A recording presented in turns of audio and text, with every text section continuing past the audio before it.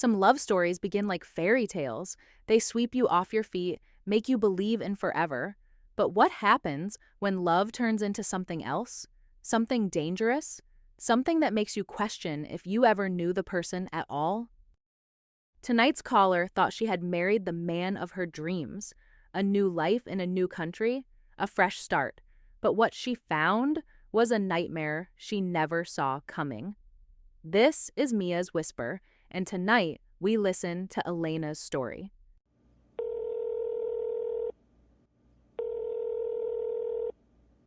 Good evening, Elena. You're on Mia's Whisper. Mia, I shouldn't be doing this. If he ever finds out I called you. But I have no one else to talk to, and I can't keep living like this. Take your time, Elena. You're in a safe space. I'm from Tunisia. I met my husband, Adrian, while he was vacationing in Djerba. He was charming, intelligent, everything I dreamed of. He was French, wealthy, and he made me feel like I was the only woman in the world. When he asked me to marry him, I thought I had won the lottery. I was just 23, young, full of hope. My family was hesitant, of course.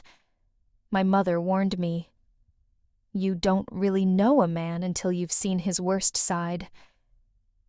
But I was in love, Mia, hopelessly, blindly in love. When Adrian proposed, I felt like I was stepping into a dream. He painted a picture of a life I had never dared to imagine. A beautiful home in France, candlelit dinners, the kind of love that people write novels about. He made me feel special, like I was irreplaceable. And did it feel like love at first? At first? Yes. It was perfect. Too perfect. The gifts, the romance, the way he would hold my hand and promise me the world. He used to write me letters, Mia. Actual handwritten letters. Who does that anymore? But slowly, things started to change, and I didn't see it for what it was. Not at first. It started small. He wanted to know where I was, who I was talking to. At first, I thought it was sweet. He just cares about me, I told myself. He just wants to make sure I'm safe. Then he started choosing what I wore. "That dress is too revealing," he'd say. Or, "I don't like that color on you. Wear this instead." And I listened. Because isn't that what love is? Compromise? But it didn't stop there, did it? No, it never stops, Mia. It never stops. It was like a slow drip of poison. The first time he raised his voice at me, I told myself he was just stressed.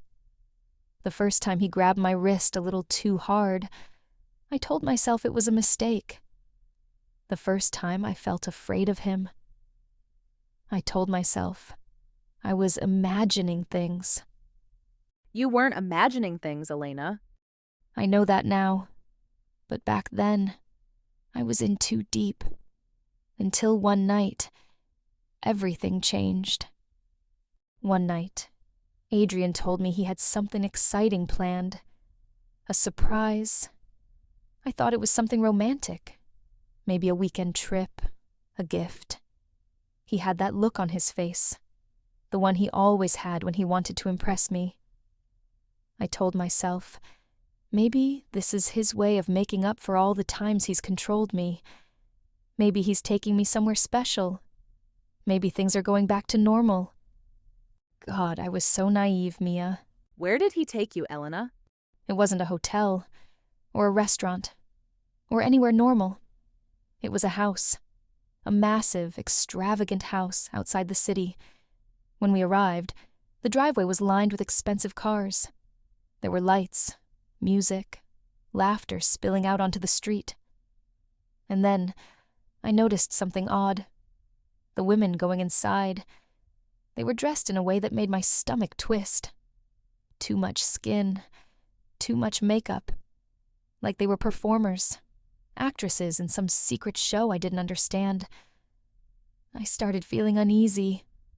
My gut was screaming at me that something was wrong. Did you say anything to Adrian? I asked him. I asked him outright, "Adrian, what kind of party is this?" And do you know what he did?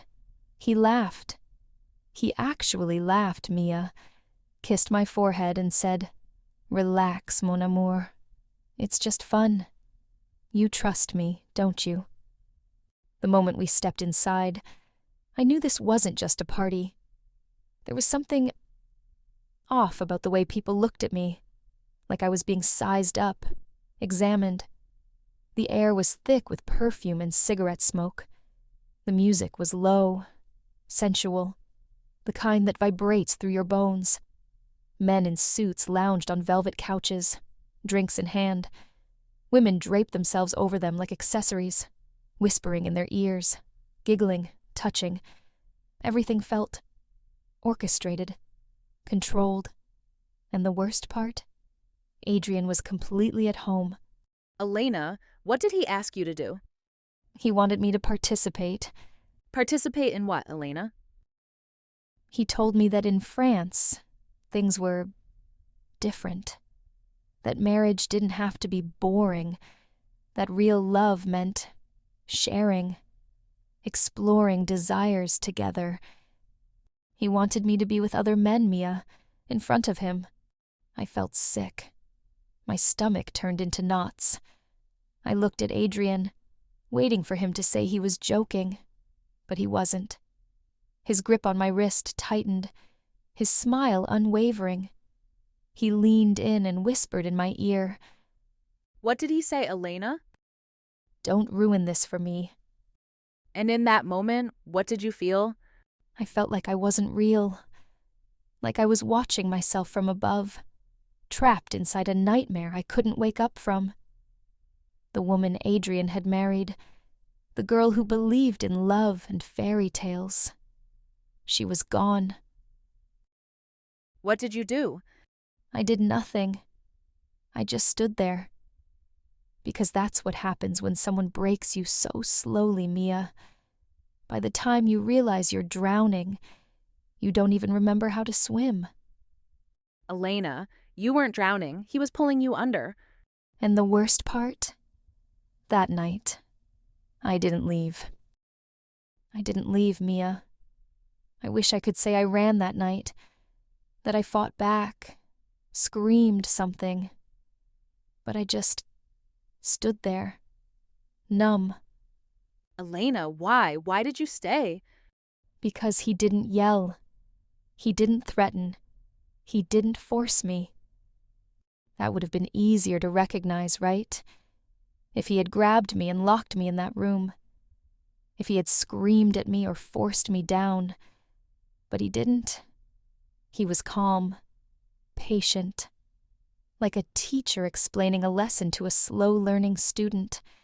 "You're overreacting, mon amour," he said, brushing my hair back like I was some fragile thing.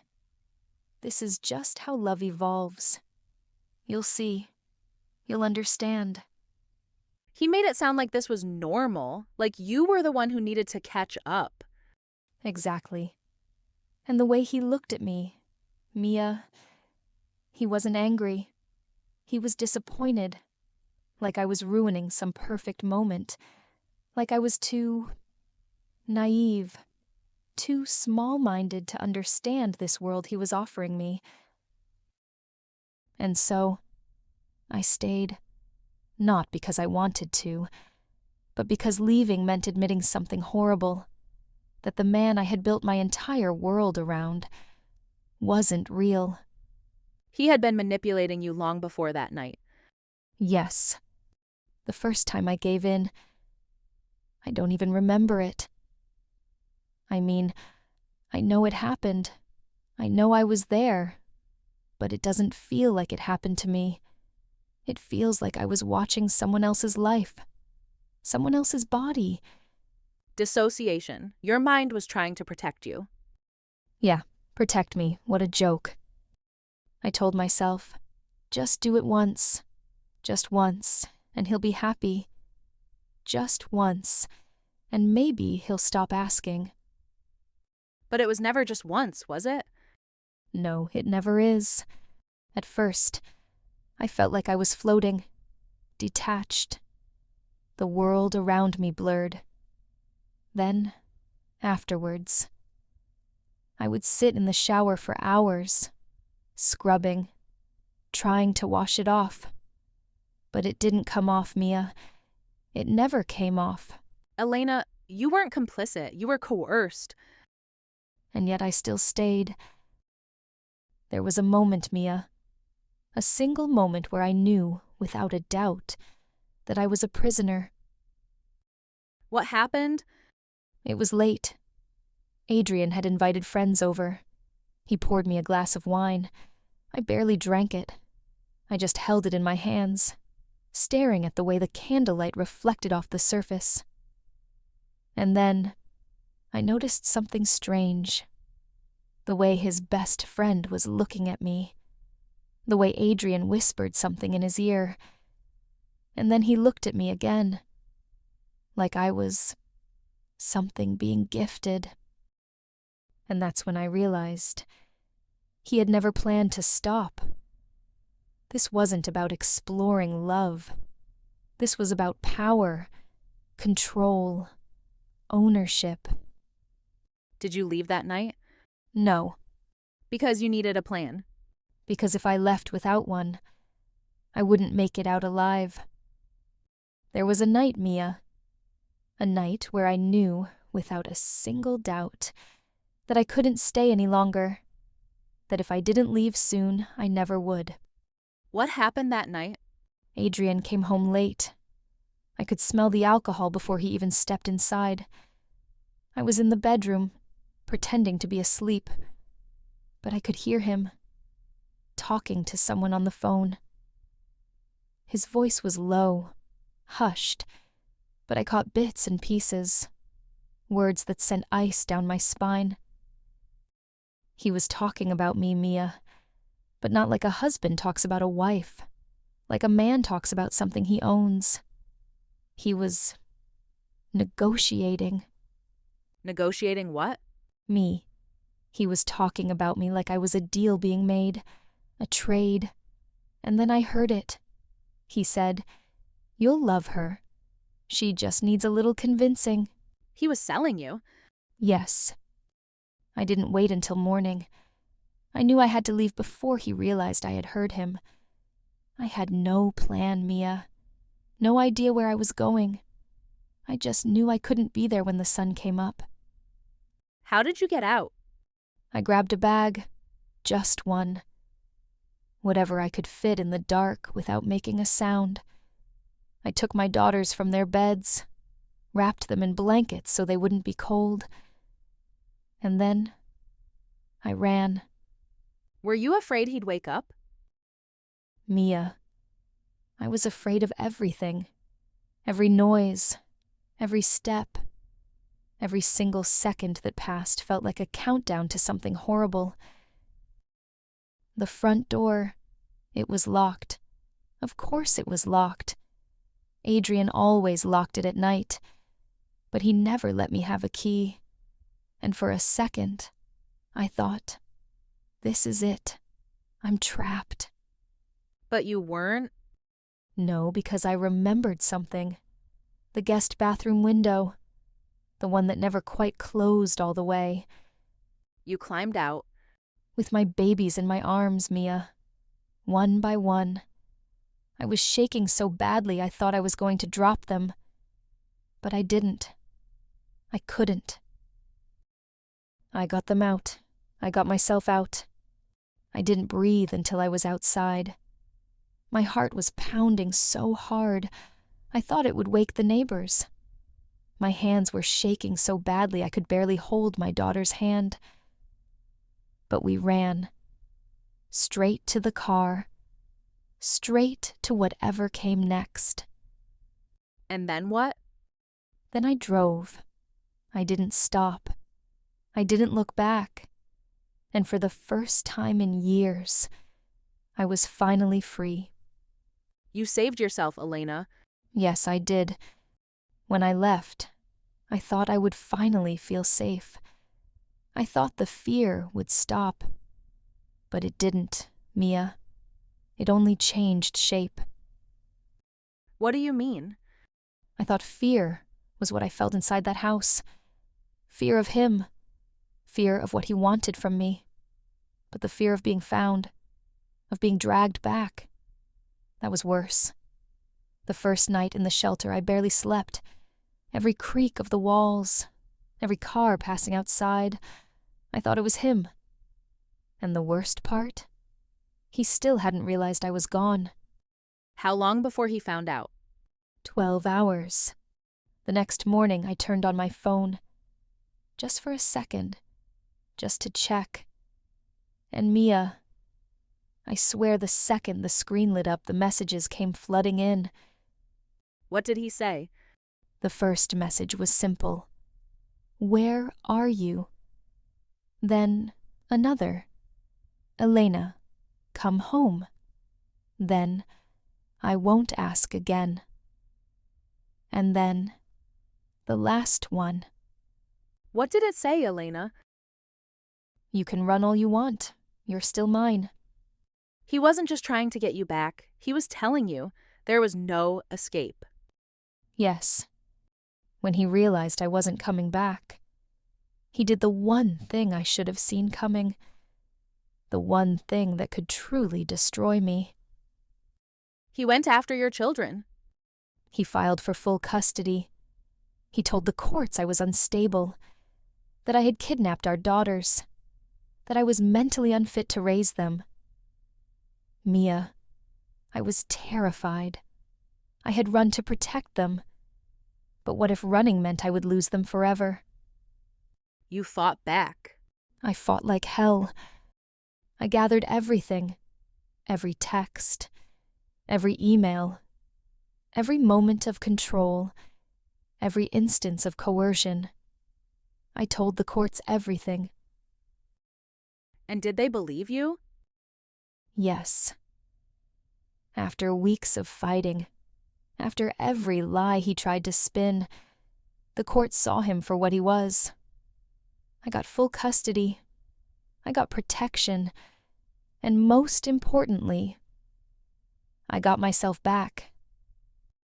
You won. Yes, I won. Elena, after everything, after all he put you through, do you feel free now? Yes. For the first time in years, yes. What would you say to someone listening right now? Someone who is trapped, just like you were? Run. Even if you're scared. Even if you think you can't. Even if they make you believe there's no escape. Run. Because love should never make you feel owned. And if it does, it's not love at all. Elena's story is one of survival, of strength, of taking back what was stolen from her. But how many more are out there? How many more women are living in houses that feel more like cages? How many are being told they belong to someone, that they are nothing without them? If you are listening to this and something inside you feels too familiar, if you recognize pieces of your own story in Elena's words, please, please hear me. You are not alone. You never were, and you don't have to stay. If this story resonated with you, let's talk in the comments. Let's raise awareness. Let's help those still trapped in silence find their voice. And if you want to hear more stories that the world is too afraid to talk about, subscribe, share, and help us keep these conversations going. Until next time, stay strong, stay safe, and never let your voice be taken from you again.